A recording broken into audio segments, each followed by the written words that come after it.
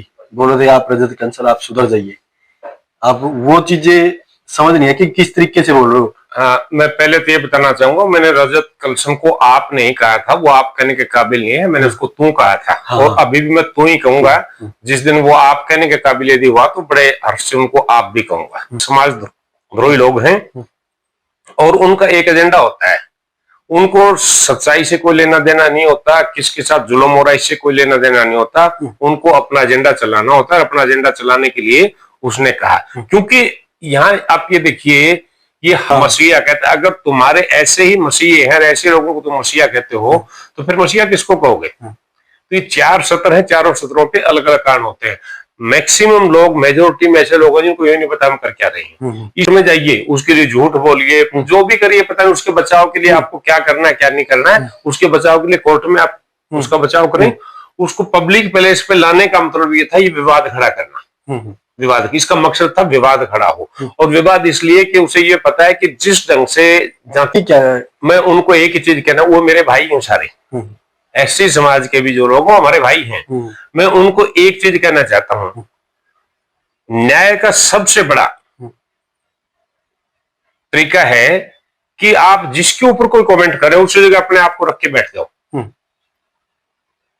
ऐसी समाज के उन लोगों से जो कहते हैं ना कि रजत कलसन हमारा मसीहा है, उसके साथ गलती होगी, ज्यादती हो रही है। भाई सभी साथियों को नमस्कार। फिलहाल बुडाना गांव के अंदर हम बैठे हैं और हमारे पास जयवीर डांडा जी बैठे हैं, जिनके विचार आपने एक दिन बात सुनी होगी उस वीडियो के अंदर भी, जो सीधा सीधा रजत कंसल को नाम लेके बोल रहे थे कि आप समाज को गंदा मत करिए, आप भाईचारे को खराब मत कीजिए। उन्होंने ये बात भी बोली थी कि आप ना सुधर जाइए। तो हम उनके पास ही आए कि ऐसी कौन सी बात है कि रजत कंसल को बोल रहे कि आप सुधर जाइए। जी नमस्कार, स्वागत है। नमस्ते, सभी दर्शकों को नमस्ते। आपकी एक वीडियो लगातार वायरल हो रही थी, बोल रहे थे आप रजत कंसल आप सुधर जाइए। आप वो चीजें समझ नहीं है कि किस तरीके से बोल रहे हो। हाँ, मैं पहले तो ये बताना चाहूंगा, मैंने रजत कलसन को आप नहीं कहा था, वो आप कहने के काबिल नहीं है, मैंने उसको तू कहा था। और अभी भी मैं तू ही कहूंगा। जिस दिन वो आप कहने के काबिल यदि हुआ तो बड़े हर्ष से उनको आप भी कहूंगा। ये बात मैंने इसलिए कही थी कि रजत कलसन के दिमाग में सिर्फ और सिर्फ अपने व्यक्तिगत स्वार्थ पूर्ति के लिए समाज में जहर घोलने का सांप बैठा हुआ है, कीड़ा नहीं। कुछ लोग तो कहते हैं ना कीड़ा बैठा है, सांप बैठा हुआ है। और मैं नहीं चाहता कि रजत कलसन का भी बुरा हो, हम किसी का भी बुरा नहीं चाहते, इसलिए मैंने उसको कहा था कि संभल जाओ। और ये देखिए कि कभी कभी कहते हैं कि पता नहीं किसकी जुबान पे सरस्वती बैठी हो, उस वक्त शायद मेरी जुबान पे सरस्वती बैठी थी आगे कि जिस दिन मैंने उसको कहा था कि तू संभल गया, उसके 7 या 8 दिन बाद गिरफ्तारी हो गई। और मैं उसको अभी भी कहता हूं कि अभी तक तेरा कुछ नहीं बिगड़ा है, संभल जाओ और जो अपराध तूने किए उन अपराधों के लिए सार्वजनिक रूप से समाज से माफी मांगो। ये समाज का दिल बहुत बड़ा होता है, हो सकता है तेरे को माफ कर दे। इसलिए मैंने कहा था। बुडाना जो डबल मर्डर हुआ था उसमें लगभग सभी को ये चीजें दिख रही थी कि दोषी कौन है, पता भी लग गया था। जांच के बाद भी पता, टेस्टों की रिपोर्ट के बाद भी पता लग गया था कि दोषी कौन। फिर भी हिसार में वहां पे ये चीजें बोलना कि बकरी चराने वाला क्या मर्डर कर सकता है, वो किस मानसिकता को दर्शा रहा है? मानसिकता उस व्यक्ति की मानसिकता की बात की जानी चाहिए जिसमें चिंतन करने की क्षमता हो। और इस तरह के लोग में चिंतन करने की क्षमता नहीं है। चिंतन करने वाले व्यक्ति अपना भला या बुरा समाज की बात सोचता है। पहले वो भला समाज का सोचेगा, फिर अपना भला सोचेगा। बुरी बात होगी तो सोचेगा मैं झेल लेता हूं, समाज तक बुराई ना जाए। चिंतन करने वाली बात, इस तरह के लोगों में चिंतन करने की क्षमता नहीं होती। इनका एक सूत्रीय एजेंडा है और इनके जो मास्टरमाइंड हैं, इस तरह के लोगों के जो गाइड करने वाले लोग हैं, वो बहुत बड़े स्तर के समाज द्रोही लोग हैं। और उनका एक एजेंडा होता है, उनको सच्चाई से कोई लेना देना नहीं होता, किसके साथ जुल्म हो रहा है इससे कोई लेना देना नहीं होता, उनको अपना एजेंडा चलाना होता है। अपना एजेंडा चलाने के लिए उसने कहा, क्योंकि यहाँ आप ये देखिए, ये हर आदमी को पता है इस हत्या में सीधे सीधे से 2 आदमी शामिल थे और 3 इस प्लानिंग में शामिल थे इसी गांव से।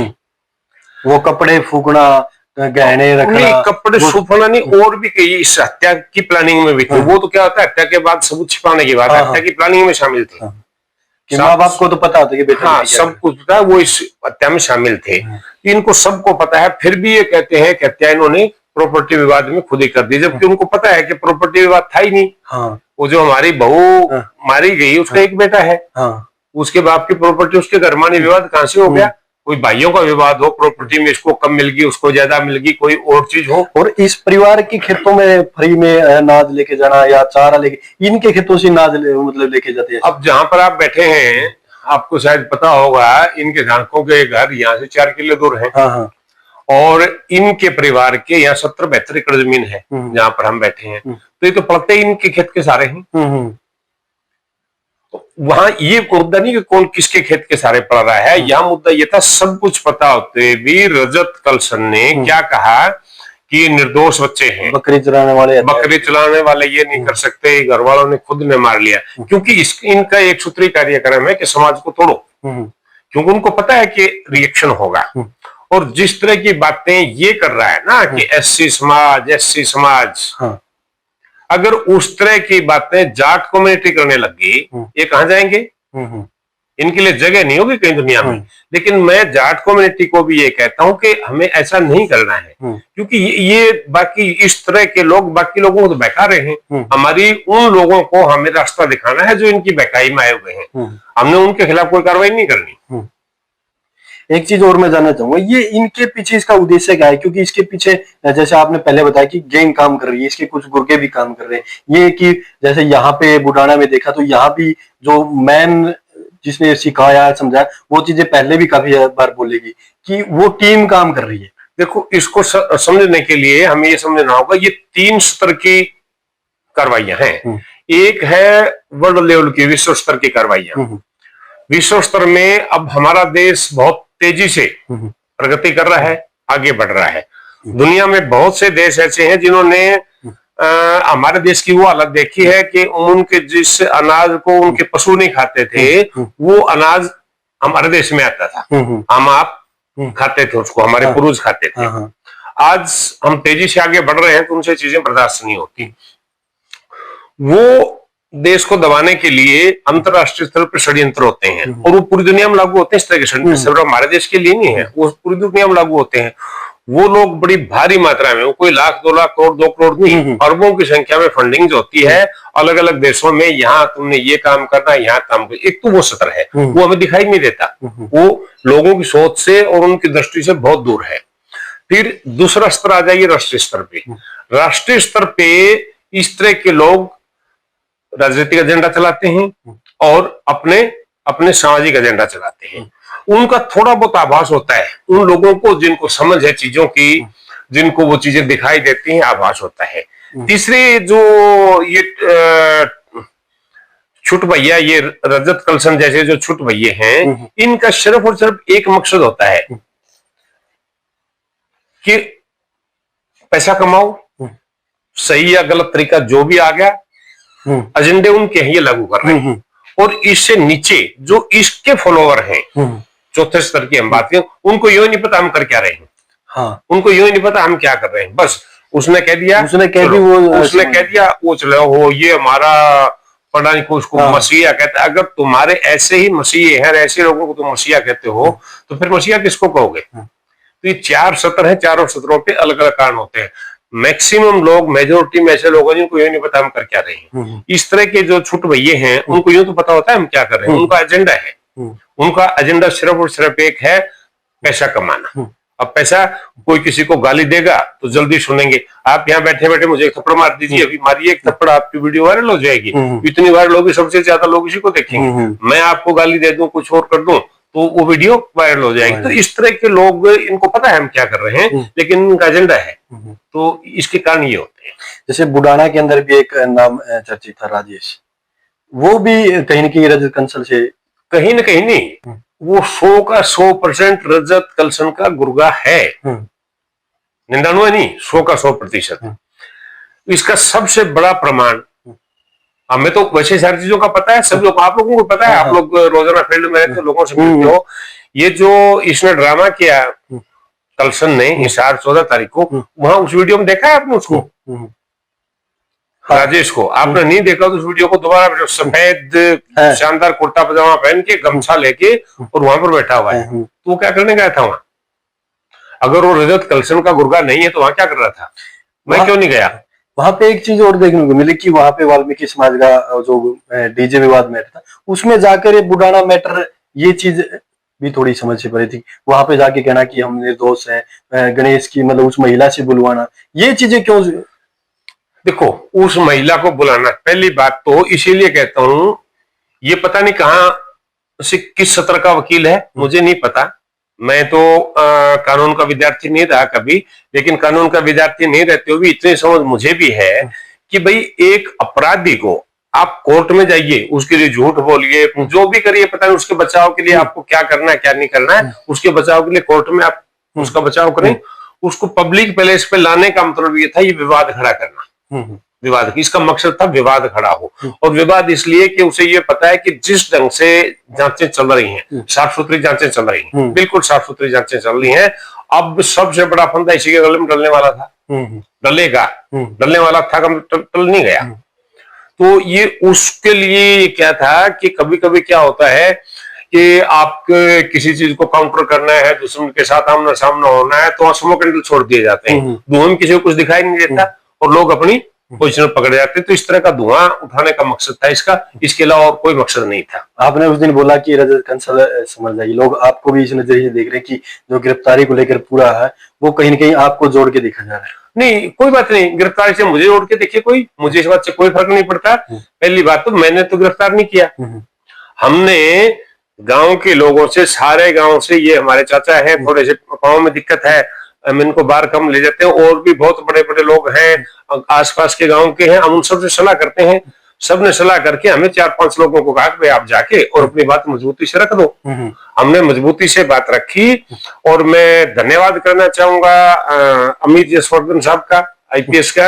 उन्होंने हमारी बात को ध्यान से सुना और हमने कहा कि सर, हमारे, मैं जैसे अभी थोड़ी देर पहले कहा, हमारा रजत कलसन से भी दुश्मनी नहीं है, हमारी किसी से दुश्मनी नहीं है, हमारी तो अपराधियों से दुश्मनी है। रजत कलसन जब तक अपराधी है, अपराधियों का साथ दे रहा है, उसके साथ लड़ाई लड़ रहे हैं, वो पाक साफ हो जाए, पर उससे कोई लड़ाई नहीं है।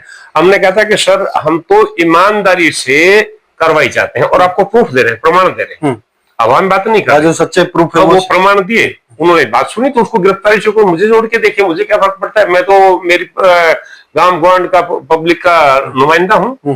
और उन्होंने कहा इसकी FIR दर्ज करो, और मुझे लगा कि गांव सही बात कर रहा है, हमने जाके निवेदन किया, उसकी FIR दर्ज होगी। कुछ लोग है ना, वो ऐसे समाज के लोग है ना, वो अब भी इस चीज को बोल रहे हैं कि रजत कंसल वो सही है, हमारा मसीहा है, ऐसी बातें, उनके लिए क्या है? मैं उनको एक ही चीज कहना, वो मेरे भाई हैं सारे, ऐसे समाज के भी जो लोग, हमारे भाई हैं। मैं उनको एक चीज कहना चाहता हूं, न्याय का सबसे बड़ा तरीका है कि आप जिसके ऊपर कोई कमेंट करें, उसी जगह अपने आप को रख के बैठ जाओ। ऐसे समाज के उन लोगों से जो कहते हैं ना कि रजत कलसन हमारा मसीहा है, उसके साथ गलती होगी, ज्यादती हो रही है, वो इन पीड़ित परिवारों की जगह अपने आप को रख के बैठे। उनकी किसी की माँ या बहन या बेटी का बलात्कार हो जाए और उसकी हत्या हो जाए, और फिर दूसरी पार्टी का वकील उनको कहे कि यही गलत है, उनके दिल पे क्या गुजरेगी? ये बात मतलब इस बात के ऊपर विचार कर लें और फिर देखें कि वो मसीहा कहने के काबिल है, कुत्ता कहने के काबिल है, जो कुछ कहने के काबिल है उसको कहें।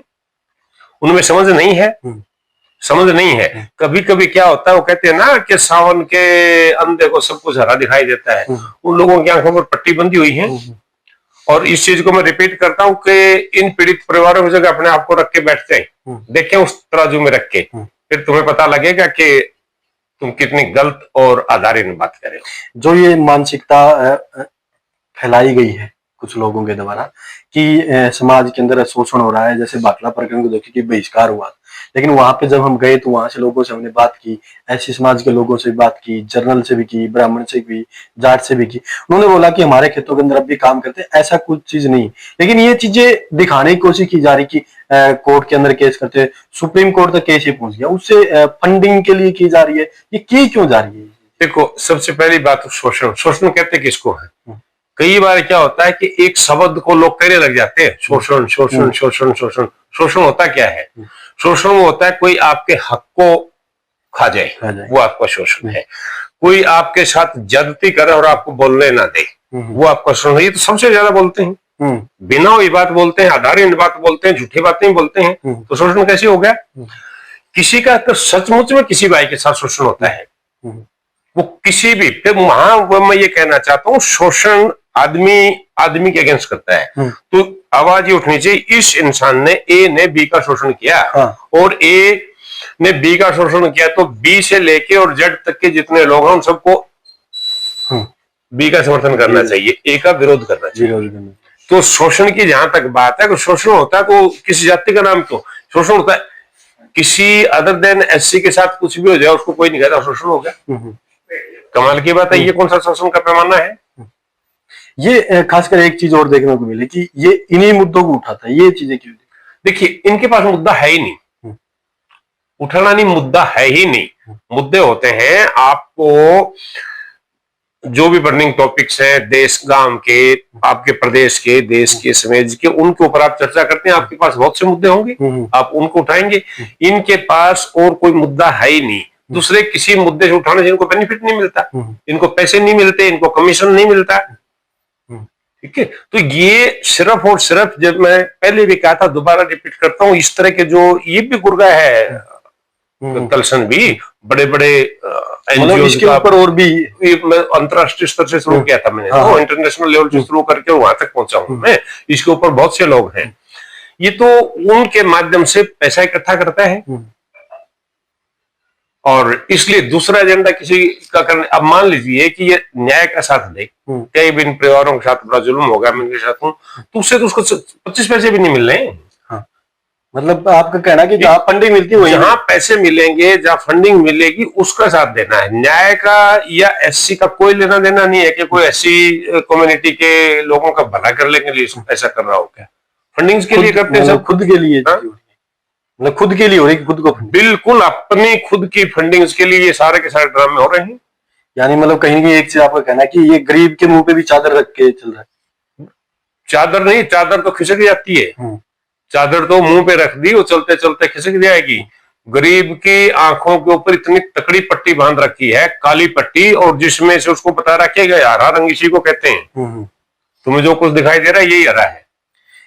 इस समाज को किस तरीके से जोड़ा कैसे? कुछ लोगों की मानसिकता ये होगी कि हमारा शोषण हो रहा है, या कुछ ऐसे लोग जैसे अभी ये चीज जो चल रही है, ये लोग है ना फलाने की कोशिश करें, उसको जोड़ा कैसे जाए? आप एक बार आपका नाम पूछ लूँ? मेरा अमित शर्मा। अमित, मेरे बच्चे, आपने बहुत बड़ा प्रश्न पूछा है, बहुत बड़ा प्रश्न पूछा है, और उसका जवाब है मेरे पास, समुचित जवाब है। सबसे पहले ये समझिए कि समस्या कहाँ है। जो बीमारी है ना, पहले बीमारी समझनी होगी ना, और बीमारी को समझने के बाद उसका इलाज हो सकता है। यूं नहीं कि बीमारी समझ में नहीं आए आप इलाज करने छूट जाए। बीमारी क्या है कि हमारे अंदर, हमारे समाज में जातियों के नाम पे हमें इतने टुकड़ों में बांट दिया, और हर एक जाति दूसरे जाति में कहीं की गुंडी फंसा के।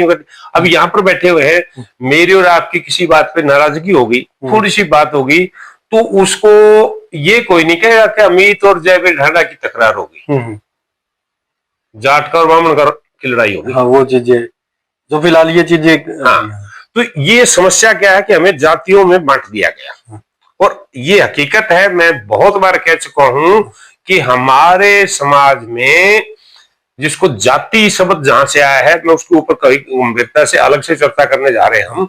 जाति शब्द जहां से आया है, पुर्तगाली भाषा का शब्द है कास्टा, उससे आया है। उस कास्टा का मतलब होता है प्रजाति। प्रजाति का मतलब विशेष नस्ल, जिसको देखते ही पता लग जाए ये गाय है, ये भैंस है। अगर आदमियों की बात करें, एक अंग्रेज खड़ा हो, एक हबशी खड़ा हो, एक हिंदुस्तानी खड़ा हो, आपको पूछने की जरूरत पड़ेगी क्या? हबशी को आपको पता है कि ये नाइजीरिया का होगा, किसी उन कंट्रीज का होगा। एक गोरी चमड़ी वाला आदमी खड़ा है, ये कहाँ का होगा, हिंदुस्तानी खड़ा है, वो है नस्लें। अब जब आपको बताना पड़ा कि मैं अमित शर्मा हूं, यानी कि आपको देखने से नहीं पता लग रहा ना कि आप शर्मा हैं, नहीं पता लग रहा, मेरे को देखने से पता नहीं लग रहा मैं ढांडा हूं, क्या बताना पड़ रहा है। इसका मतलब हमारी प्रजाति कौन सी हुई? एक ही है, एक ही है। हम सब के सब आर्य हैं। और जिस दिन लोग ये बात समझेंगे तब ये विवाद अपने आप कमजोर हो जाएंगे। इसके लिए एक बड़े अभियान की जरूरत है और वो चलाया जाना चाहिए। मतलब कहीं कि आपका कहने का अर्थ है कि ये जो समाज के अंदर ये हमारी सिर्फ नस्ल एक ही है, तो इसको एकता में बनाए रखने की जरूरत है। सिर्फ मैं नहीं कह रहा हूँ, आप डीएनए चेक करवा लीजिए। हाँ। आप डीएनए चेक करवा लीजिए। इस देश में बड़े से बड़े रूप में 3 प्रजातियां, 3 जातियां किसको कहते हैं, 3 जातियां, एक आर्य, एक द्राविड़ और एक मंगोल। उत्तरी भारत में सारे के सारे, मैं आपके 50-100 पीढ़ी के दादा का और मेरे 100 पीढ़ी के दादा का डीएनए टेस्ट करवा लो, एक ही है। हम तो एक ही हैं सारे के सारे। हमारे जो जिसको 80 कहते हैं आज, हम तो ये हैं, उसके 100 पीढ़ी के दादा का करवा ले, वो भी मेरे और आपके दादा से मिलेगा। हाँ, सेम ही। हम तो एक ही हैं। हम सबके सब आर्य हैं। दक्षिण भारत में जितने लोग हैं वो द्राविड़ प्रजाति के लोग हैं, और ईस्टर्न सेक्टर में ये जितने भी हमारे ईस्टर्न सेक्टर है, आसाम और इससे ऊपर के, वो सब के सब मंगोल हैं। तो 3 जातियां हैं, तो जाति कहां से आ गई? ये चीज जिस दिन लोगों को समझ में आ जाएगी उस दिन जातिगत। आपने उस दिन एक बात बोली थी कि रजत कंसल आप समझ जाइए। हाँ। आपका कोई संदेश? नहीं, मैं तो आज भी रजत कंसल को भी कहता हूँ, रजत कंसल को भी आज भी कहता हूँ कि अभी भी संभल जाओ। दोबारा कहता हूँ, कुछ नहीं बिगड़ा है। ये जो जहर की पिचकारी लिए घूम रहे हैं सुबह शाम तक छोटे छोटे स्वार्थों के लिए, उसको बंद कर दीजिए। एक सामान्य आदमी की तरह जिंदगी जिए, लोगों को साथ में जोड़ के चलिए, समाज के अंदर अच्छे काम करिए। एक नहीं, हजारों हजारों आपको ऐसे उदाहरण मिल जाएंगे जो लोग पहले बहुत भ्रष्ट रहे हैं, दुष्ट रहे हैं, उन्होंने बदलाव करके और अच्छे काम शुरू किए और समाज में दोबारा इज्जत पाई। देखो, ये बात बड़ी अच्छी बात की जा रही है कि नस्लें है ना, वो ये बात बड़ी अच्छी भी लगी कि नस्ल है ना, नस्ल के हिसाब से अब हमें नहीं पता था कि हम किस जाति के। तो ये चीजें है ना, एकता बनाए रखने के लिए नहीं, कुछ लोग जो जातिवाद फैलाने का उनसे बचना पड़ेगा। तो जितने मेरे साथी वीडियो देख रहे हैं, ये विचार आपको कैसे लगे अपने कमेंट में आप राय जरूर देना, ताकि समाज आगे के लिए सुधर सके। क्योंकि कुछ लोगों के कारण है समाज है ना बिछड़ता जा रहा है, आपस में ना एक छुआछूत सी होने लगी है। तो उससे बचा जाने के लिए इन विचारों की बड़ी जरूरत है। इन विचारों को अमल आप करिए, आप लोगों के पास भी शेयर करिए, ताकि ना भाईचारा बना रहे। मिलते हैं नए वीडियो के साथ, तब तक नमस्कार।